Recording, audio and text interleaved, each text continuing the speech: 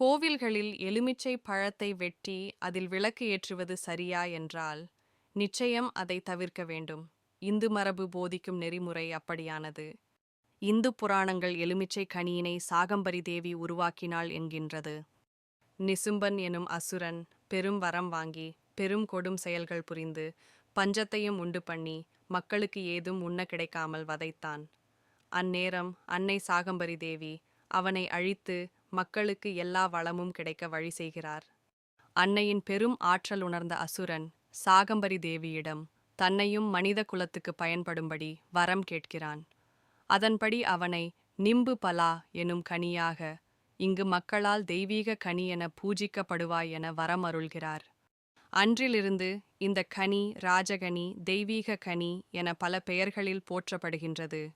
அன்னைக்கு எலுமிச்சை மாலை சூட்டப்படுவது முதல் சூலத்தில் அலங்கரிப்பது வரை இந்த புராணத்தில் இருந்து எடுக்கப்பட்டதே. நமது இந்து புராணத்தின்படி கனிகளில் உயிருள்ள கனியாக கொண்டாடப்படுவதும் நல்ல நேர்மறை சக்தியினை கொடுத்து எதிர்மறை சக்திகளிடமிருந்து ஒரு காவல் தருவதும் இந்த கனியே. இந்து வழிபாட்டில் சில விஷயங்கள் சூட்சுமமானவை. பூக்கள்தான் ஒரு பக்தனின் வேண்டுதலை, அதிர்வு சக்தியினை, எண்ணங்களை கருவறை தெய்வத்திடம் சேர்க்கும். பின் அங்கிருந்து நல்ல அதிர்வுகளை அது எடுத்து பக்தனுக்கு தரும். இந்துக்கள் வழிபாட்டில் மலர்களுக்கு பெரும் முக்கியத்துவம் இதனால்தான் கொடுக்கப்பட்டது.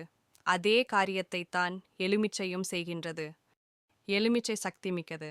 அது பக்தனின் எண்ணங்களை கருவறைக்கும் பின் அந்த நல்ல சக்தியினை கருவறையிலிருந்து பக்தனுக்கும் கொண்டு வருகின்றது. கருவறை எலுமிச்சை பிரசாதமாக தரப்படுவதும் அதை வீடுகளில் வாகனங்களில் காவலுக்கு வைப்பதும் அதனாலே.